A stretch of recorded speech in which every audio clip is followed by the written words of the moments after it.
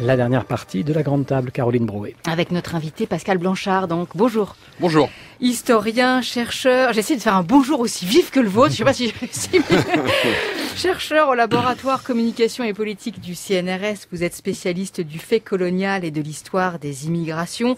Vous publiez avec Nicolas Bancel et Dominique Thomas sous vos 3 directions, Vers la guerre des identités, point d'interrogation, de la fracture coloniale à la révolution ultranationale, un livre qui vient de paraître aux éditions La Découverte, avec les contributions de Rachid Benzine, de Sylvain Crépon, de Renaud Dely, de Yvan Gastaut, Fouad Laroui, Nicolas Lebourg, Raphaël Yogier, Alain Mabankou, Nona Mayer, Laurent Mukieli, Florence Rochefort, Claire Rodier ou encore Alain Ruscio et une postface d'Alexis Génie. Pour dialoguer avec vous aujourd'hui, peut-être aller jusqu'au débat, je ne sais pas, nous allons voir, pour vous titiller peut-être un peu, nous avons proposé à Alexis Lacroix de nous rejoindre. Bonjour Alexis Lacroix. Bonjour Caroline. Journaliste et directeur adjoint de la rédaction de Marianne. Je voudrais commencer en vous citant, Pascal Blanchard, à la fin de votre introduction.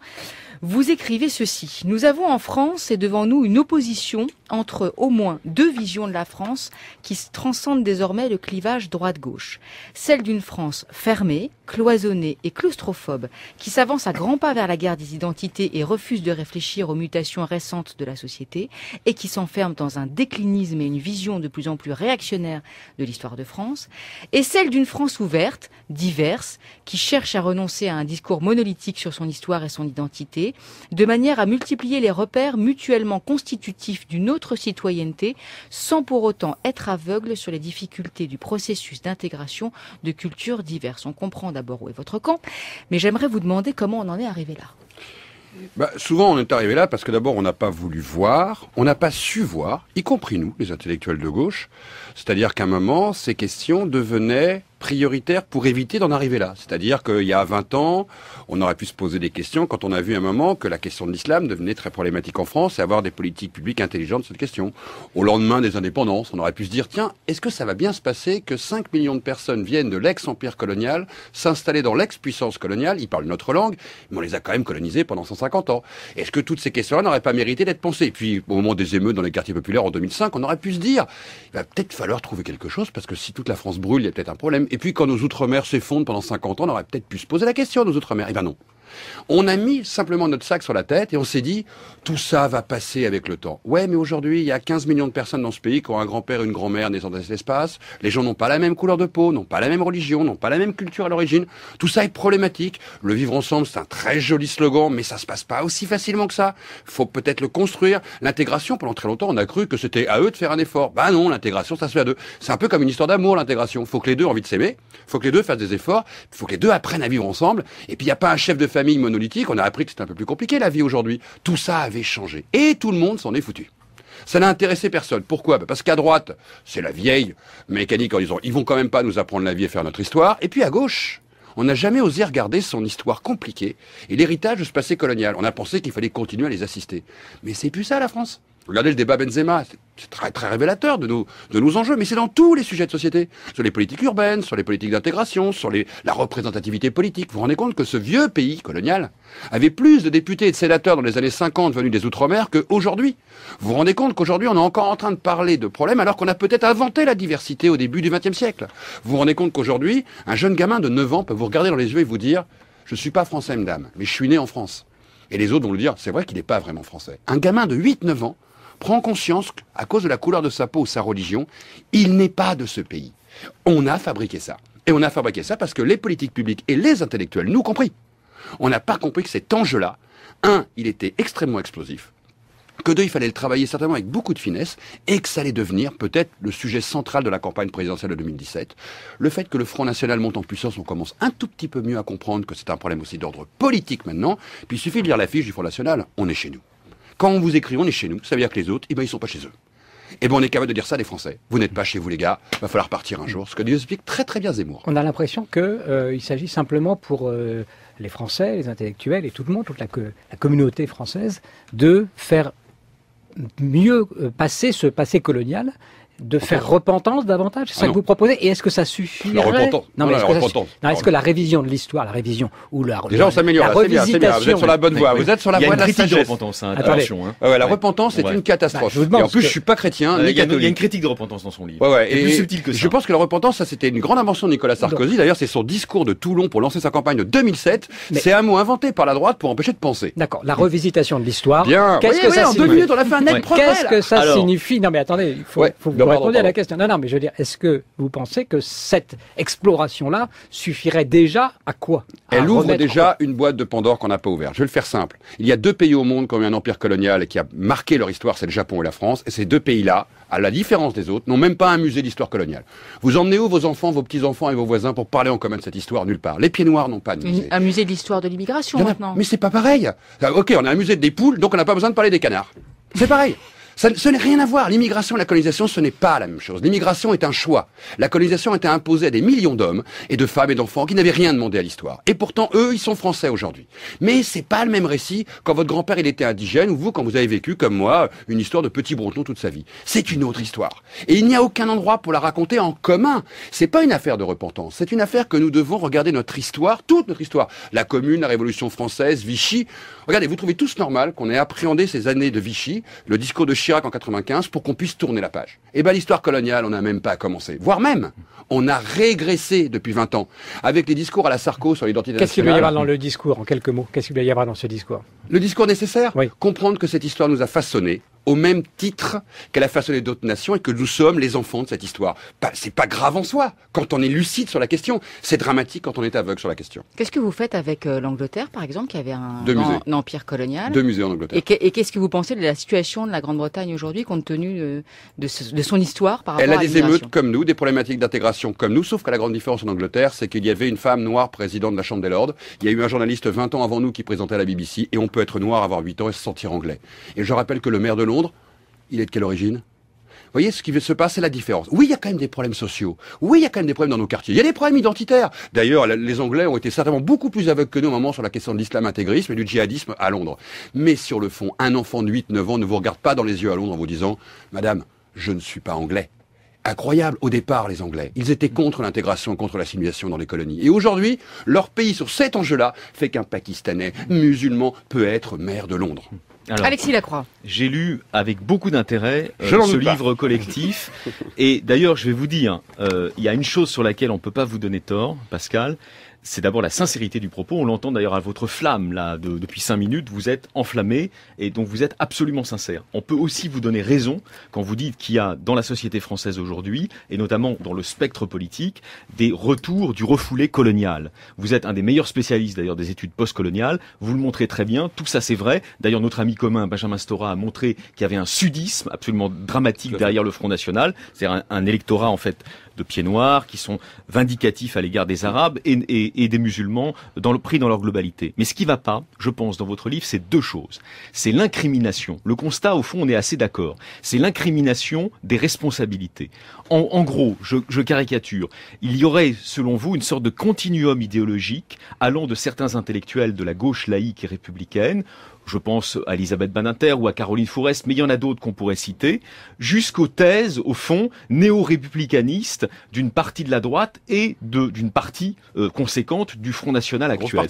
Ouais, oui, mais ça tient pas la route. Si vous voulez, quand on écoute attentivement, comme nous le faisons, je pense, mais comme vous le faites aussi, vous, dans votre métier, les déclarations d'une Elisabeth Badinter ou les déclarations d'un Régis Debray, on n'est absolument pas dans une problématique où ils défendent la France identitaire ou la France blanche, qui serait colorblind, qui serait étrangère en quelque sorte aux différences. C'est pas du tout leur problème. Ce qu'ils veulent, c'est défendre un certain modèle assimilateur ou intégrateur, on va revenir sur la polémique, mais qui est hérité de la Troisième République et qui jusqu'à maintenant, a produit entre des gens issus de familles au parcours très différents, et souvent d'ailleurs issus de pays extrêmement différents, un monde commun. La grande question aujourd'hui, c'est comment on rebâtit du monde commun. Alors, vous vous moquez, par exemple, vous dites c'est pas la même chose, un musée de l'immigration, mais le musée de l'immigration, il sert précisément à ça. Il sert à construire des mémoires partagées au sein du cadre de la République une et indivisible. Si on fait exploser ce cadre au nom, disons, du respect des différences ou du goût pour les différences,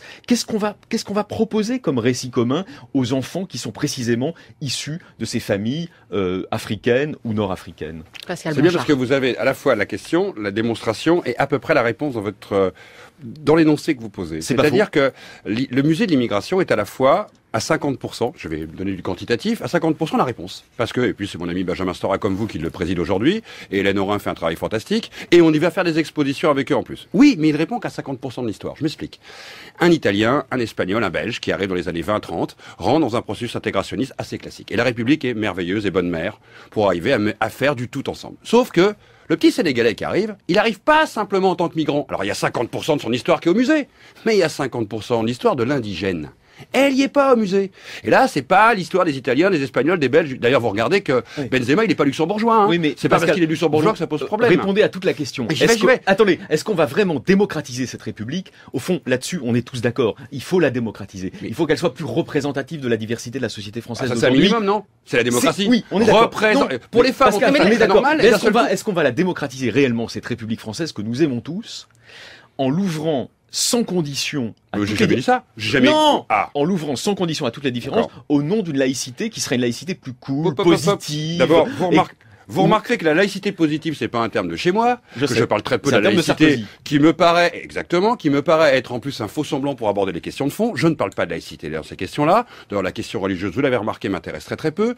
Je considère d'ailleurs qu'aujourd'hui, le débat sur l'islam est le vieux débat sur les Arabes qui existe à peu près depuis le milieu du XIXe siècle. C'est juste le replâtrage du temps à cause d'un contexte international plutôt particulier. Par contre, quand on parle de djihad, et là on en parle beaucoup dans le livre, nous on dit qu'une des manières pour comprendre pourquoi cette jeunesse a mal et pourquoi la France souffre de ces enjeux identitaires, c'est justement parce qu'on ne donne plus les moyens aujourd'hui à ces gamins héritiers d'une longue histoire, celle de leur grand-père maintenant ou de leur arrière-grand-père, pour se sentir français. Et on n'explique pas aux autres Français, parce que ça c'est de la pédagogie, qu'ils sont français. Je donne un exemple qui est très très simple. Quand le film Indigène a été fait, des tas de gamins, dans des salles de cinéma, d'abord étaient venus pour se marier avec Jamel Debbouze, puis au bout de 10 minutes, ils se sont dit « Ah bon, on rigole pas, c'est quoi ?» Et là, ce qu'on leur disait, comme aux autres, hein, cette histoire est la vôtre. Vous avez, les Arabes n'ont pas fait que la guerre à la France, ils ont fait la guerre avec les Français. Nous savons tous qu'il y a des processus pour se sentir partie prenante d'une nation. Nous savons tous qu'après une histoire douloureuse comme l'histoire coloniale ou l'esclavage, il y a des processus qui sont nécessaires et importants pour le vivre ensemble. Mais surtout, je vais vous dire une chose. Il y a un moment des gens qui ne veulent pas de ça. Et je peux très bien comprendre leur point de vue, c'est le leur. Ils en ont peur, ils refusent, les Finkielkraut, les Zemmour. On tape un peu plus d'ailleurs sur Oxoba d'Inter, qu'on cite qu'une seule fois dans le livre, et vraiment à la marge du sujet. Pourquoi je dis ça? Parce que eux, ils sont très clairement sur une société dans laquelle ils ne veulent pas de cette diversité. Un Zemmour nous l'explique d'une manière extrêmement précise. Pour Finkielkraut, vous vous trompez.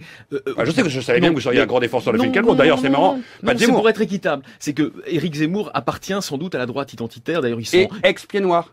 Oui, le hasard. C'est marrant, comme Ménard. Il s'en réclame et voilà. Et absolument. Et lui-même se sent sans doute assez proche héritier de ce qu'ils appellent la droite hors les murs de Ménard, etc. En revanche, pour Finkielkraut, vous vous trompez. Il a un patriotisme, disons, old style. Et à fleur de peau. Oui, mais qui n'est absolument pas fondé sur le rejet des différences que vous lui prêtez. Non, mais il peut produire. Regardez, c'est comme Jules Ferry. Jules Ferry était bon prince dans la République, un homme merveilleux, mais n'empêche qu'il nous parle des races supérieures sur les races inférieures. C'est incroyable. Mais Finkielkraut n'est absolument pas dans cette logique. Je suis d'accord avec vous. Absolument pas. Il est dans la troisième il est dans la logique de la transmission culturelle, comme Natacha Polony d'ailleurs. Alors on peut dire ils ont tort. Voilà. Ça, on peut surtout sortir des noms, hein, parce mais c'est intéressant. C'est symptomatique aussi. peut-être. C'est intéressant. Voilà. Ce qu'on veut dire en disant des noms comme ça, c'est que nous sommes dans une société, c'est un débat de fond aujourd'hui qui impacte les intellectuels. Où nous, intellectuels de gauche, on est certainement très très très en retard sur ces enjeux-là, parce qu'on a cru à un moment qu'on voulait remplacer la question sociale par la question raciale, et rien que prononcer le mot race, d'un seul coup, ça fait exploser la machine à gauche. Eh ben non, il va falloir que nous, les intellos à gauche, on y aille.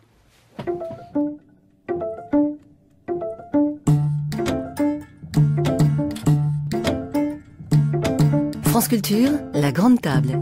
Caroline Brouet. Comment éviter une guerre des identités? C'est ainsi que nous avons titré cette dernière partie en compagnie de l'historien Pascal Blanchard à propos de l'ouvrage collectif qu'il a co-dirigé, Vers la guerre des identités, point d'interrogation, de la fracture coloniale à la révolution ultranationale. Autour de la table pour l'interroger, dialoguer, débattre avec Pascal Blanchard, Alexis Lacroix du journal Marianne et Antoine Mercier. Oui, j'étais un peu surpris, Pascal Blanchard, vous utilisez plusieurs fois l'expression « se sentir français ». Ouais. Ça signifie quoi, se sentir français? C'est exactement, souvent d'ailleurs, quand des jeunes sont issus de deuxième, troisième génération d'immigration, ils disent « on se sent français quand on est à l'étranger ». Là, j'ai entendu cette expression. Ils disent, voilà, quand on arrive à New York à Londres, là, on revendique même notre francitude. Parce que là, on nous dit, vous êtes un peu trop français, les gars. Et ben voilà, se sentir français à un moment, c'est se dire, ce pays est le sien. On s'y reconnaît. Quand on se regarde dans le miroir des autres, on est français. Il n'y a pas de débat. Et ben aujourd'hui, il y a une partie de la nation qui peut pas dire ça. Alors après, vous pouvez me dire, ouais, les gars, ils pourraient faire un effort, ils pourraient s'intégrer. C'est un peu juste quand même, se sentir français à l'étranger. Mais pas en France. Comme définition. Oui. En France, ils se sentent pas français parce que leur posture face aux discriminations, la manière dont ils sont représentés politiquement, la manière dont ils sont regardés par les autres, la manière dont le Front National leur parle d'eux, la manière dont Zemmour peut chroniquer sur leur nom, sur le nombre de gens qu'il y a dans les prisons françaises qui sont noirs et arabes. On leur ramène toujours à l'histoire potentielle de ce que sont les noirs, les arabes ou les asiatiques. À un moment, ils disent, ça veut dire que, comme dit Denis Morano, ce pays est un vieux pays de race blanche. Donc ça veut dire que je ne serai donc jamais français.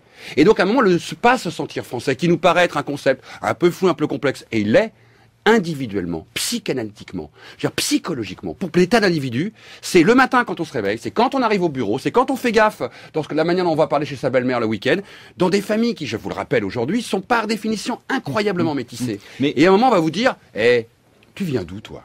Eh ben le tout vient d'où toi ? En Angleterre, vous l'avez plus ça. Nous, on l'a encore parce qu'on est encore dans ce modèle, à droite, je dis bien, comme à gauche là-dessus, où on pense qu'à un moment, il y a une sorte de frontière impossible à franchir pour être français plein et entier et représenter la nation. Donc on le représente à quel moment ? Seulement quand on est à l'étranger et qu'on est peut-être le seul français dans une assemblée avec des Américains, des Anglais, on dit « toi, t'es d'où ?»« Je suis de France. » Et là, on est français. Alexis Lacroix. Alors, on entend tout ce qu'il dit et encore une fois, il y a du vrai. C'est-à-dire que on est dans une société qui est aujourd'hui métissée, pour employer un mot galvaudé, en tout cas qui est ouverte aux différences. Elles sont très représentées. Vous avez cité le chiffre de 15 millions, et vous avez raison, d'enfants qui descendent de grands-parents ou d'un grand-parent issus des ex-colonies ou des départements et territoires d'outre-mer. Et évidemment, il n'y a pas de représentation politique, par exemple, mais également télévisuelle ou audiovisuelle. Il y en a plus qu'il y a 20 ans. Correspondante à ces 15 millions. Bien sûr. C'est ça que vous voulez dire. Tout ça, c'est vrai. Oui. Mais comment vous expliquez qu'il y ait justement des enfants issus de cette immigration, je pense à Malek Bouti par exemple, qui colle. Il est encore plus républicaniste, si vous voulez, que Manuel Valls. Comment vous l'expliquez ? Il trahit la cause des siens ? Mais c'est d'oublier complètement l'histoire de France. Qui inaugure l'exposition coloniale le 31, cher ami ? Blaise Diagne. Ça vous va ? C'est l'histoire de France. Ça me dérange pas comme paradoxe. On a le droit d'être un ultra-républicain, voire même un pro-colonialiste, et être avec des droits de l'homme. Marius Moutet, ministre des colonies du Front populaire. Qu'est-ce que ça prouve ? Le fait qu'il n'y a pas de paradoxe. Ça prouve que la République, elle est beaucoup plus intégratrice que vous le prétendez. Non, elle est pour quelques-uns. Le problème, c'est que si vous savez comment, on pourrait se battre avec des noms pendant 2 heures et trouver l'un qui équivaut à l'autre. Que Malek Bouti pense ce qu'il pense, il a entièrement le droit de le penser, et ça n'a rien à voir avec ses origines. C'est son parcours d'homme politique. Ce que je veux dire, c'est qu'aujourd'hui, il n'y a pas la possibilité de se sentir dans cette société pacifiée sur ces questions identitaires. Vous-même, vous l'avez écrit. Je vous rappelle un article que vous avez fait sur les tyrannies identitaires. Nous sommes en train aujourd'hui de pousser des gens au Front National, comme dans ces minorités dites visibles, à se replier sur leur identité parce qu'il n'y a pas d'espace commun. Quand je mets un point d'interrogation avec mes collègues sur ce livre-là, c'est pour dire, continuons comme ça les gars, et ce que vous avez peur d'avoir en termes d'identité, vous allez vraiment l'avoir et sous une forme de guerre. Quand déjà des gamins partent, c'est pas moi qui le dis, qui a dit le mot apartheid ? C'est Manuel Valls. Qui parle de guerre ? C'est Manuel Valls. Si nous on avait dit ça, vous m'auriez mis au pilori là. Je serais déjà cloué au mur de France Culture et je bougerais plus. Moi je vous mettrais pas au pilori parce que apartheid des guerres, vous imaginez ? Le constat de Valls, qui a été très critiqué, y compris dans son propre camp, y compris dans une gauche laïque. Il est juste. Il y a un apartheid territorial en France. S'il y a un apartheid, il faut comprendre. Et là, il a tort, Valls, de ne pas vouloir comprendre. Mais vous êtes très emporté, vous êtes convaincant, c'est vrai, mais il y a une chose que vous oubliez. C'est vos incriminations dans le livre, elles ne tiennent pas totalement. Parce que vous voulez absolument montrer, dans les différentes contributions, d'ailleurs. C'est pas que moi. Oui. On est 23. J'ai compris. On est 23 auteurs. Vous voulez, avec vos co-auteurs, vos 23 co-auteurs, qui sont tous très bons, absolument montrer qu'il y aurait une sorte de continuum entre les positions de républicains de gauche, et pourquoi il n'y en aurait pas, Old Style, et le Front National. Mais c'est faux. Alors, mais c'est absolument faux. D'accord, mais alors dans ce cas-là, pourquoi quelque part, à un moment, in fine, dans cette société, elle ne bouge pas ? Pourquoi à gauche, depuis 20... Je vais donner un exemple. Jospin, un jour, a dit cette phrase fantastique. Et si on vous répondait, ça bouge pas, tout simplement parce que malheureusement, les positions des laïcards de gauche restent des positions minoritaires et récessives. On l'a bien vu d'ailleurs au moment de la bataille autour de l'Observatoire de la laïcité, où en fait le camp Hollande-Bianco l'a emporté sur le camp Valls. On est en train de parler d'un sujet qui n'a rien à voir avec la laïcité. Il faudrait quand même en parler, parce que quand vous dites qu'on évacue la religion, tout ça, la laïcité. Dans ce livre, on a très peu parlé de la religion et de la laïcité. Mais là, il se trouve quand même même que, puisqu'on parle de la France, de se sentir français, il y a le système français de la laïcité. Vous ne le niez pas. Sans doute pas. Je trouve même qu'il est un des pivots de notre société. Et alors donc, est-ce qu'il ne faudrait pas qu'il joue un rôle précisément dans l'intégration? Il joue un rôle dans l'intégration beaucoup plus qu'on peut l'imaginer, et nous sommes certainement un des pays au monde. Je vous rappelle un chiffre que tout le monde oublie de dire. Nous sommes le pays où il y a le plus, par exemple, de mariages entre communautés d'Europe. Déjà ça, c'est un exploit. On ne glorifie pas assez ça. Nous sommes le pays où l'intégration a le mieux réussi. Nous sommes un pays où la laïcité, justement, permet à des gens d'être pleins et bien dans leur religion tout en étant dans un collectif. J'adore tout ça. Mais il y a un autre mot qui va avec laïcité, c'est diversité. Et là, ça commence à bugger. Parce que certains ont une vision assez tronquée de la laïcité. C'est la laïcité de combat. C'est une forme de laïcité qui, aujourd'hui, commence à stigmatiser une religion. Et face à ça, cette même religion, elle a un vrai problème avec notre système. Parce qu'on le dit dans le livre, et l'article de Benzine est très clair, l'islam n'a pas encore appris à vivre en République. Il va falloir qu'elle y aille et puis qu'elle apprenne à vivre elle aussi. Et dans l'intégration, il y en a certains qui vont devoir apprendre aussi à arrêter de dire « je suis un pauvre héritier de la souffrance coloniale », comme le dit très bien Mabankou. Il va falloir qu'ils deviennent vraiment des Noirs français, qu'ils arrêtent de nous faire croire qu'ils retourneront un jour au pays. Tout ça est complexe. Mais si nous-mêmes, en commun, on ne fait pas l'effort de construire cette France de demain, la laïcité suffira pas, parce que ce n'est pas qu'un problème religieux. C'est aussi, comme le dit Nanine Morano, un problème racial. Il va falloir le dire clairement avec des mots, on a un problème avec un noir, antillais, musulman, dans ce pays. Alexis Lacroix. Alors je crois qu'autour de ce micro, Caroline, vous en témoignerez, on est tous des partisans de la France ouverte. Simplement, on n'en donne pas la même définition. Antoine, à l'instant, donc vous interrogeait sur la laïcité, qui est un peu un angle aveugle du livre dans sa globalité. Je le reconnais, je le revendique pour éviter de répéter ce que tout le monde écrit depuis à peu près 2 ans. Alors moi, je vais vous interroger aussi sur un autre aspect. Les républicanistes que vous dénoncez à gauche, notamment... Pas tous, certains. Oui, mais se sont longtemps élevés, depuis longtemps élevés, contre un projet qui était d'ailleurs très à la mode dans la gauche sociétale, Strauss-Kahn compris, de mettre à l'honneur les statistiques ethniques. Tout à fait. Vous affirmez dans le recueil, avec d'autres contributeurs, que ça serait enfin un moyen de ne plus être indifférent aux différences. Moi, je vais vous poser très clairement la question. Bien sûr que le débat est ouvert, mais est-ce que si on institutionnalisait le comptage ethnique des citoyens français, on n'entrerait pas dans une logique de fragmentation accélérée qui mènerait encore plus vite à la guerre civile que vous redoutez? Alexis, Pascal Blanchard. Très bonne question. Et je suis entièrement d'accord avec ce que vous dites, ça risquerait de l'accélérer. Mais je rassure, on fait déjà des stats ethniques depuis 20 ans dans ce pays. Ah bon? Parce que, oui, mes collègues anglais et américains ne sont pas soumis à la loi. Vous le savez ça? Est-ce que vous savez qu'un collègue américain qui vient travailler en France, il peut faire des stats ethniques? Vous êtes au courant? Vous avez lu des livres de Lagrange. Lagrange, il fait des stats ethniques, en portant des prénoms. Vous savez que tout le monde en fait. Donc c'est un débat d'intello qui ne fait pas de travail de terrain et qui ne font pas de sociologie, qui dit mais on s'en fout. On peut travailler sur 5000 individus, faire disparaître les noms, ne travailler que sur les patronymes et pouvoir travailler. Je vous rappelle qu'on a pu avancer dans les discriminations faites aux femmes dans ce pays le jour où on a pu mesurer les choses. Je vous rappelle qu'on connaît la profondeur des océans quand on peut mesurer la profondeur des océans. Et bien si vous voulez parler de discrimination dans ce pays, il va falloir un peu apprendre à mesurer. J'ai dit un peu. Je ne veux pas compter tous les Français. Je suis pas au système américain en disant « Coco, tu es de quelle race ?» Non, c'est pas l'Amérique. On est en France. Et je suis un grand républicain français là-dessus. Je dis « Donnez-moi un tout petit peu l'autorisation de faire des stats techniques et je pourrais un tout petit peu aussi compenser des fois les bêtises que disent mes propres petits camarades. » Qu'est-ce que ça changerait, Pascal Blanchard? Je vais vous donner un exemple très concret. Pendant des années, vous comme moi, on a revendiqué que la Première Guerre mondiale, ça avait été vraiment une boucherie pour les tirailleurs sénégalais par rapport aux autres. Et on a tous répété ça parce qu'on pensait que c'était vrai. Depuis qu'on fait des stats sur les morts au front, et là c'est des stats ethniques, les morts au front noirs, et bon, on découvre que pas plus que les autres. Donc ça veut dire que quand on ne sait pas, on dit tous des conneries. Et on va continuer à en dire beaucoup sur ces enjeux-là parce qu'en fait on ne sait pas. Le ressenti dont on parlait il y a 2 minutes, se sentir français. Voilà une question qui serait très intéressante à poser population par population. Turcs, Marocains, Tunisiens, Algériens, Sénégalais, pour se dire, mais peut-être que les Bretons et les Basques sentiraient moins français que certains Sénégalais. Et quand on dit oui, mais les Antillais n'ont plus aucun problème. Mais qui sait que les Antillais n'ont aucun problème quand ils vivent en France depuis 3 générations? D'avoir un peu de stats nous permet de dire un peu moins de conneries, mais surtout de pouvoir agir sur des politiques publiques de manière précise. Je vous rappelle aussi que l'État fait des statistiques ethniques.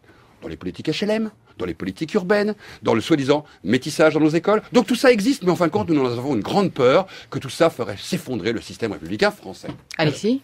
Alors, il y a une chose qui va pas non plus dans le recueil, et notamment dans la contribution de Rachid Benzine, c'est que il analyse évidemment très bien la montée du sentiment anti-islam. C'est pas ici à France Culture qu'on va vous dire que vous avez tort, évidemment, et il y a même un parti qui le représente, ce courant-là. Bon, très bien, mais là encore, qu'est-ce qu'a à faire la gauche républicaine dans cette affaire? La gauche républicaine, elle est contre l'intégrisme musulman, elle n'est pas contre l'islam. On est entièrement d'accord. Et nous sommes, vous l'avez remarqué dans le livre, 3 articles sont consacrés au djihad, et on y va. Et ce n'était pas notre territoire habituel, très très fortement. On dit une chose qui est essentielle. Aujourd'hui, il y a un mal-être international sur une radicalisation. Alors, je ne sais pas si c'est l'un qui radicalise l'autre, mais en tout cas, il y a une radicalisation d'une partie de musulmans qui pose un vrai débat, et il y a des gamins dans nos quartiers qui s'y reconnaissent. si on regarde pas ça de plein pied pour comprendre. Je dis bien comprendre, le mot qui fait peur à notre Premier ministre. Comprendre, et ça n'est pas excusé, Monsieur le Premier ministre, comprendre ce qui se passe, nous allons la perdre, cette guerre. Nous allons vraiment la perdre, cette guerre.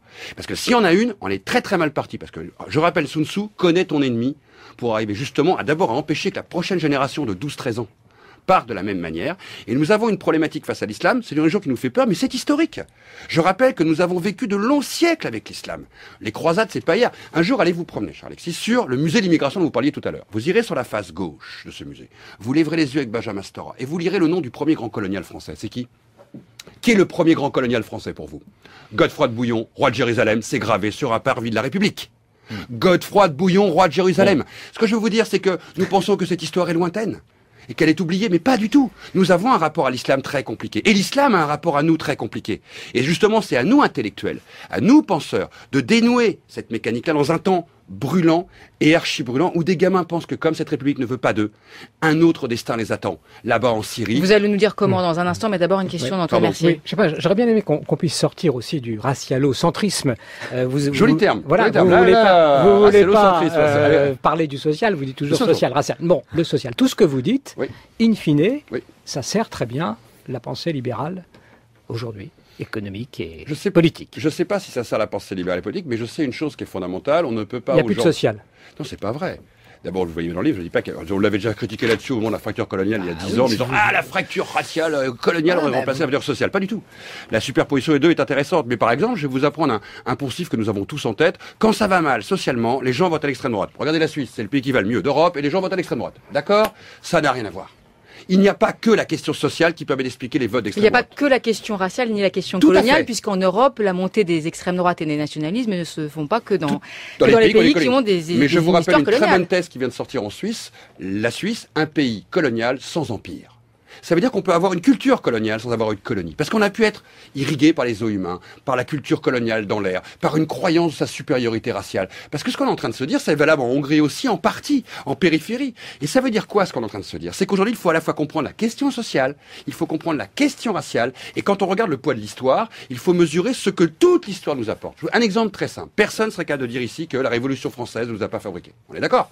Elle nous a fabriqués. Pourquoi voulez-vous que l'histoire coloniale ne vous ait pas fabriqué ? Elle a duré depuis 1524, depuis qu'un brave Français s'est perdu sur le Saint-Laurent.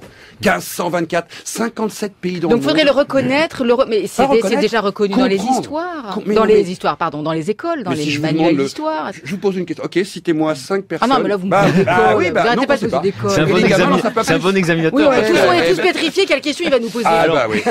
J'étais avec des gamins l'autre jour à leur poser la question très simple, c'était quel est l'événement majeur qui a rassemblé les Français au XXe siècle ? J'ai eu le droit à tout. Vous savez quoi ? C'est l'exposition coloniale de 31. 33 millions de visiteurs.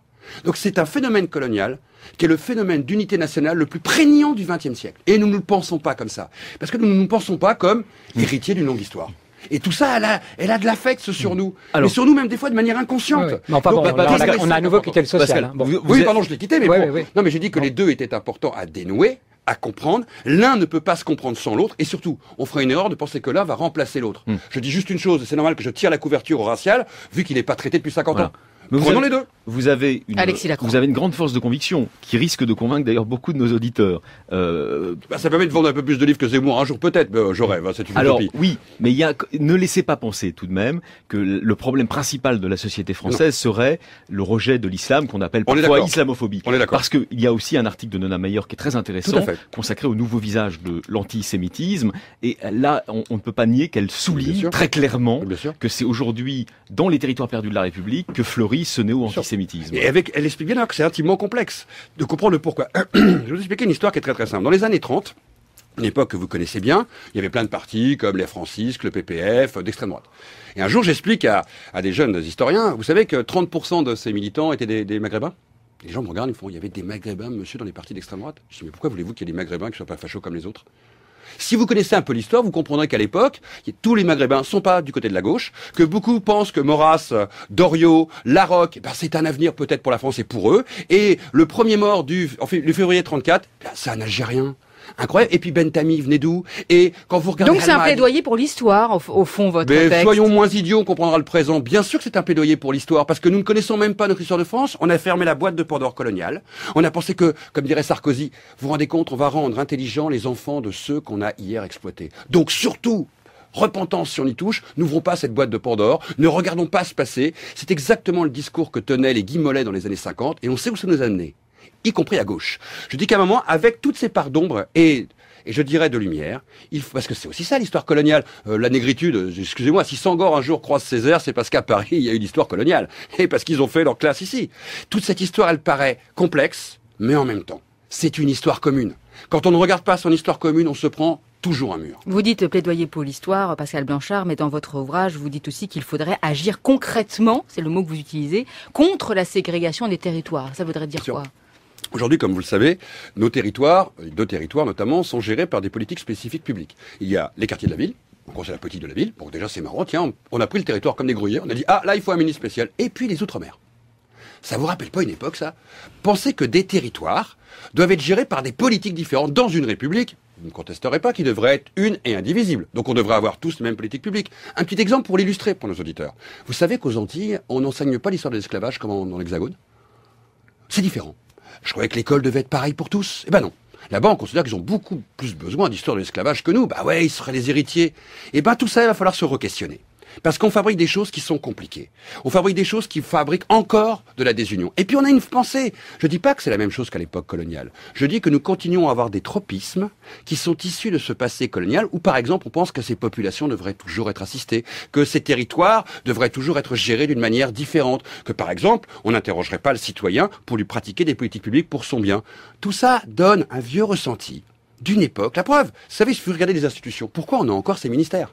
C'est bien que les politiques publiques doivent être différentes. Mais pourquoi elles sont différentes ? Parce qu'ils sont plus petits, plus grands, plus gros, plus verts, plus ronds, plus quoi ? Non, parce qu'ils sont plus noirs, plus arabes et plus jaunes.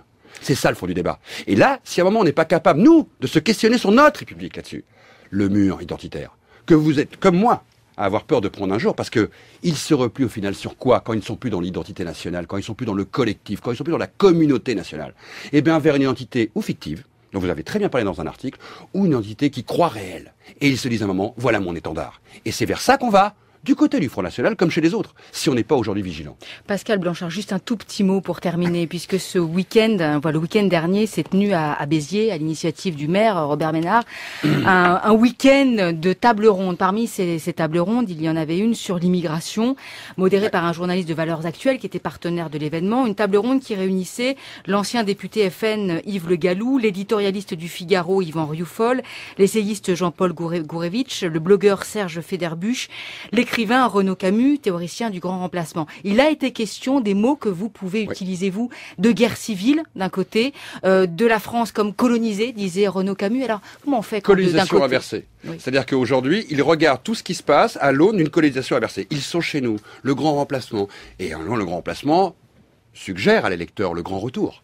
Ils sont, eux, dans la dialectique coloniale. Pourquoi ? Parce que le FN est le premier parti post-colonial dans ce pays. Il a été créé au lendemain de la défaite algérienne. Et pour Ménard, s'il change les noms de rue, il change les noms de rue. Il donne quoi comme héros ? C'est des héros de l'OS, c'est des héros de l'Algérie française. Lui, cette guerre d'Algérie, elle n'est pas terminée. Et pour le Front National, c'est certainement le meilleur terreau électoral pour un jour arriver au pouvoir.